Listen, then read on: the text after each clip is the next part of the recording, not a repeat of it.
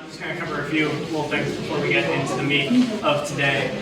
Thank you to the Library and Historical Society for sort of co-hosting this event, as well as the Iowa Arts Council and Lincoln today. But thank you to our grant folks as well. Oh yes, thank you to Laura as well for writing the grant that helped to make this event possible.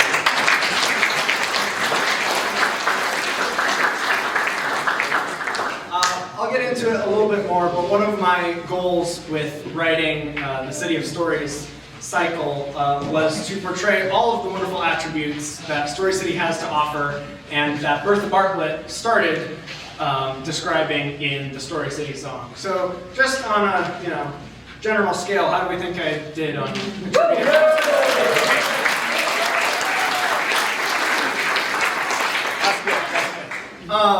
So just a little bit about me, just in case we haven't met. I see a lot of faces that I'm familiar with, but also a lot of new faces as well. So I did... That's a blank page. Yeah, I know. They're not communicating, so there's two different things going on. I attended the Roland Story School District, and I'm a graduate of 2021 from Roland Story, and I just graduated yesterday from ISU with a degree... Please click. I got it. Anyway, from Iowa State with a degree in music education and composition. And my primary instruments are piano, organ, and horn. And then next year I will be going to the San Francisco Conservatory of Music to get my master's in composition. Studying specifically with famed American opera writer Jake Heggie. So, very excited for that. And I'm also fascinated with local history and Norwegian history, if that was not quite yet apparent. First I want to talk about Bertha Bartlett. Many of us probably are familiar with the namesake for this library. And she was a large patron of the arts, who was the first head librarian here in Story City from 1927 all the way until 1964. She was a big proponent in getting that first building and getting the collection of books really situated. So, obviously, yes, the library here is named after her, but that was only when this location was built in the 90s. It was when this building first started and the expansion being brand new.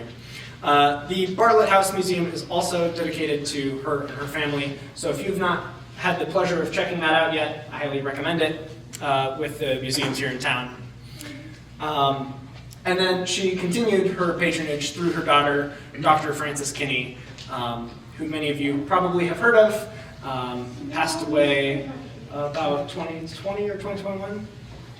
2020, yes. And has made many wonderful additions to Story City even after her passing. And of course, thanks to Dr. Frances Kinney for this wonderful grand piano. So, yeah, it's really special to be able to do this with such a prestigious instrument and in a wonderful new space. So, you might be wondering, where does this Story City song come from? One of the posters, if you will, along the back is this article that I have sort of clipped here for you. This is from a newspaper article in 1926. And so yes, it is 100 years old, and there was a contest hosted that year for writing an original song celebrating Story City. Mayor, I would ask that you check the records to see if this is officially on the books as the official Story City song, or if this has just been colloquially named the Story City song. But its first performance was alongside the Story City Concert Band, the Full and Glow Orchestra, the High School Mixed Choir, and guest soloists from Ames. The Full and Glow Orchestra, for those who don't know, is basically the Turnagel family orchestra, which we will get into a little bit more because that first piece is by Henius Turnagel. And so it's really interesting because Henius was probably at this first performance of the Story City song, conducting the orchestra there. So all of the older pieces probably were all connected already, and here we are putting the pieces back together. But the biggest question, is it worth bringing back an event like a community sing? Yeah. We've started something, so who knows? we'll see where it goes in the future. But one of my favorite elements of the Story City song, which we all know now, and is the fact that it is on the new dedication over there. So in that middle strand where it says we put the city, or we put the story in Story City, is the music. Story City is the best town in the good old USA. So it is forever dedicated on the wall right out there.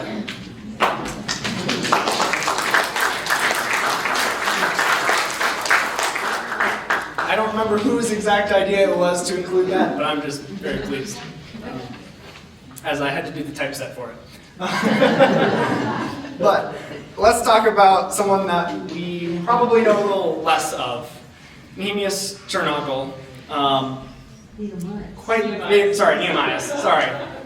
That's a little unfamiliar name for me. Nehemias, got it. He was born in 1868 and died in 1958, here in Story City, no less. And, just like me, he studied composition at what is now Iowa State University. Back then it was the Iowa State Agricultural College. So it's very interesting for me, at least, to have a predecessor from Story City to Iowa State studying composition. It is my understanding he never actually completed his degree in composition there, but he at least studied it. There wasn't a degree? Okay. And, similar to me, he also played piano and organ, as well as cornet and clarinet. And then, very early on, he showed an interest to continue studying at the Leipzig Conservatory over in Europe, which is a very prestigious conservatory. It's also where the composer Franz Liszt studied. So he was shooting for the stars for sure. And then he even has his own Wikipedia page, which I found, and I think is pretty cool. So if you want a little bit more info after today, go check that out. It's got some good information on it. Now, him as a composer is, obviously we heard today, the Story City Overture. Some ways it is written as Story City Overture, but on the published sheet music it is Overture, quotations, Story City. So, some slight discrepancy on the title. Either way, I think we'll all know what we're talking about. And it was originally written for band, and was championed by conductor D.L. Farazi, who was the director of the West Point bands, so all of the military bands out of West Point, who died in 1892. So this was one of the last things that D.L. Farazi was involved with. He's technically the one who made the published version as well, that we found the parts to and reconstructed. And I think I talked about a little bit of that. Oh, no, I don't. Okay.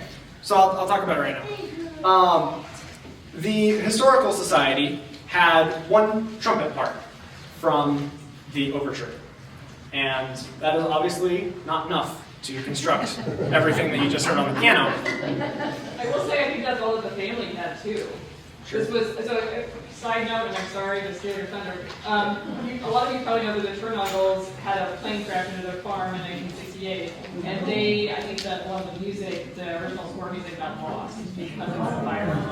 So, and they tried to put books together and stuff like this. So we found some of the pieces, which is great. Yes. I was trying to do more research on this piece and Nehemias as a whole, and Nehemias, sorry. Anyway, Nehemias. I've started wrong for months now, so I need to retrain my brain. Yeah, so we discovered that there was a collection of the parts in a library up in Minnesota. And so we had all of the parts shipped here. I digitized all of it, and then I believe the Historical Society made scans, and then we sent it back to them. And so in addition to a reconstruction of the original, I made the piano version for today. but also working on updating it for contemporary bands, because the original does not have any saxophones in it. It calls for a lot of trumpets and lesser known trumpets like E-flat trumpet. Nobody has an E-flat trumpet lying around. They're all B-flat. And similar things like that. So it's not ready for immediate use, which is why I'm trying to update it a little bit and hopefully bring it back. Other pieces by him, he had a daily news on Dante and Waltz that was also arranged by Ferrazzi, but we don't know exactly when that one was. The Roosevelt Overture for band was actually played for Theodore Roosevelt's Pulitzer. Oops, I pressed the button accidentally. Did I do that? Tech issue. You're there. Yeah. Okay. Well, that's something. But it was played for the reception of Theodore Roosevelt's Pulitzer Prize in 1910 over across the seas. He just happened to be in town, is my understanding, and had just finished the piece, and so he titled it the Roosevelt Overture, and they played it for the reception. And then there's an anthology of other non-band compositions from the family. And then there also was a letter to Edward Grieg asking about his compositional talent in 1890. And there is a response from Grieg, which is back there on the wall as well for you to check out. And there are two lines in here that I do want to bring attention to because I think Grieg was a little off his mark.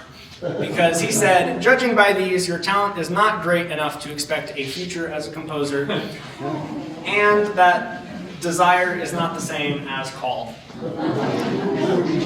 So, Grieg perhaps a little heavy-handed in his assessment, but there we go, perfect.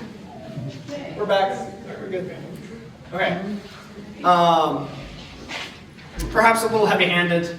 The fact that a lot of the music was lost probably doesn't help anything, but trying to bring it back more into the limelight. And then Turnbull also started a bit of a family tradition by going back to the ancestral village area in Norway, and then found a rock on the old family farm to carve his name. And that is right here. It's kind of hard to see exactly where he's at, but I believe it is this right here. And Chernobyl, 1892. So, and yes, it's their bottom sort of right-ish, which is very cool. Then he has another piece called, and I hope I don't butcher this Norwegian, Lille Medit. Anyone have a guess as to what that translates to? Yeah, Little Margaret. Oh, you guys can see the whole thing. I forgot about that. Anyway, so one plan didn't quite go according to plan. But he had written about this in his journal that he had just finished this piece, and then he got a letter from a family member that said that Margaret had just passed away. It was a niece or something like that, had just been born and then passed away shortly thereafter. So he dedicated it to her by calling it Le Medit. And it's originally for piano. The sheet music is one of the ones that we do have, and it is in the historical records here in town. And there's also a computer rendition online, so you can actually listen to it right now, which is kind of cool. And then, Kate kind of already talked about this, but why don't we have more of his music? This is a little article from a family interview, is my understanding, about how the home was destroyed, but we still have some pieces in the historical records here. So, as we discover more things, part of my goal, and I think the Historical Society's goal, is to get this refurbished and re-ready to distribute to everyone, should you choose to. So, yes, that's just a little bit about Chernobyl. I will ask for questions on all the other subjects, but I don't have enough information to probably answer any of your questions on this particular subject. There we go. Now, I want to talk about just a little bit of the influences as to how I created the City of Stories. One of the questions I get asked a lot is, as a composer, how do you come up with these things? Where's the inspiration come from? And the honest answer is, I don't know. Something just comes out and I hope it works. No, there's a little bit more thought process than that. But with this work in particular, there's a good tradition that I'm building off of and a lot of historical precedents that I can follow, which helps. It's a framework more than anything. So up there I have two musical examples. The first is from the overture to Story City, and the second is from the Story City song, a choral rendition that I have made. But I want to highlight two little parts. The first, that's from the overture. I build off of that, but rhythmically it contains the same idea as, how many left are there? Those two chunks put together rhythmically work in tandem. And it provides the whole basis for the song cycle, just within those two. And if you wanted to, you really could go, Story City is a thing. Yeah. You really could do that if you wanted to. And so I take inspiration from that. In the first movement, you will see that I put the words "like a sunrise" on there, really trying to evoke this nice gentle start to town. And early on, I kind of put that figure in there. Just right away stating, here's our idea. For those who have some musical training, yes, this is what you would call a motif. Perpetuated by Wagner, mostly. And it's taking a small musical idea and building on it in a whole string of ways so that whenever it comes up, you know what it's talking about. So that's our motif for Story City, and we'll follow it all the way through. In the second movement, it's not quoted a whole lot, but it's right there near the end. A very brief little novelty, because time has not passed a whole lot, right? We had the founding, and then we got the post office almost right away in the grand scheme of Story City. So we don't need a lot of it to re-say this is Story City. But that motif is in 4/4 or 2/4, depending on how you look at it. And it doesn't fit well in 3. 4 divided by 2 is 2, so that's how it works in either of those. But 4 does not fit into 3 and vice versa very well. So I kind of had to make it more... Waltz tempo. Well, yes, waltz tempo, but also abstract of a quotation. But it's quoted in sort of 2 different ways in there. And that's kind of our Story City theme continuing through.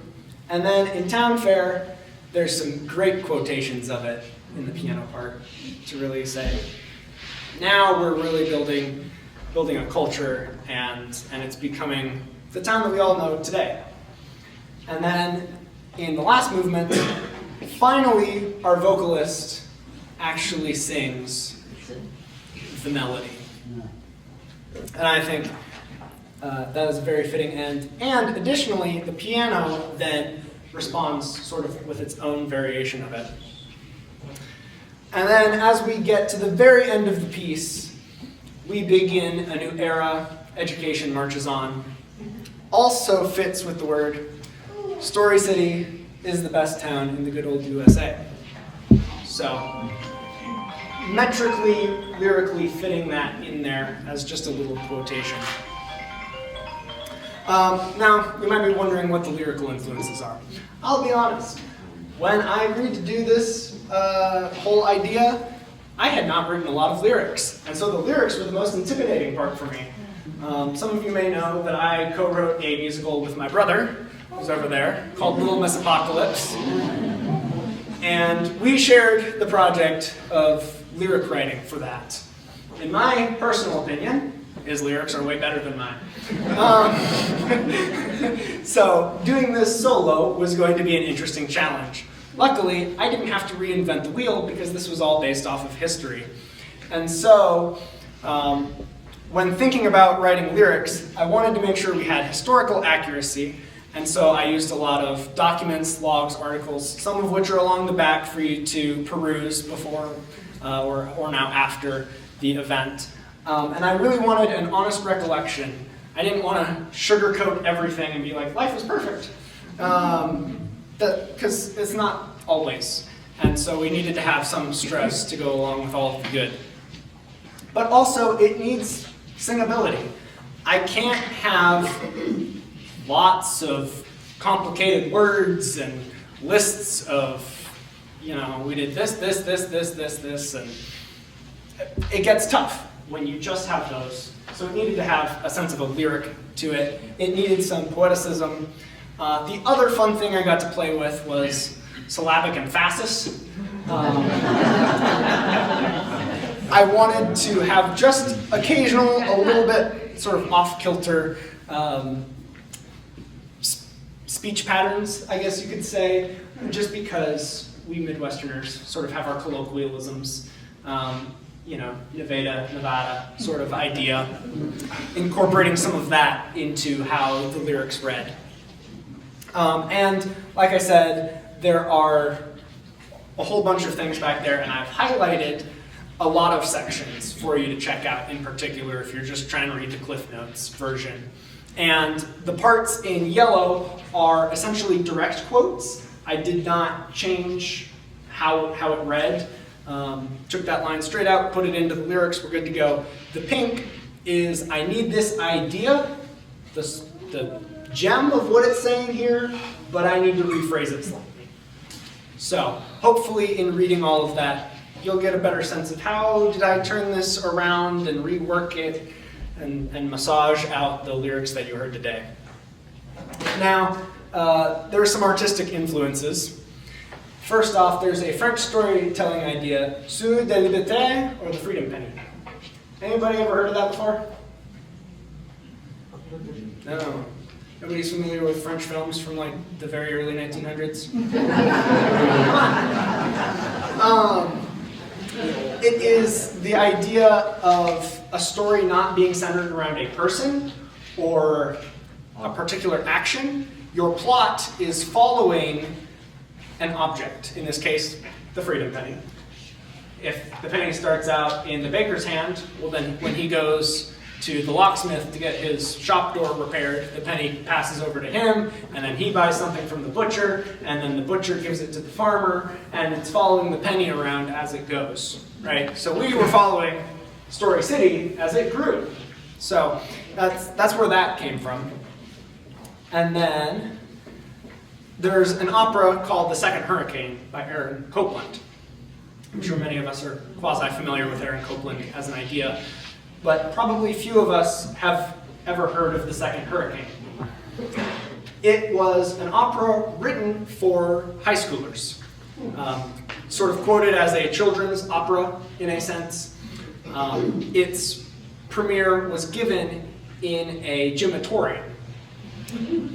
Not what you might expect from the forefather of American music.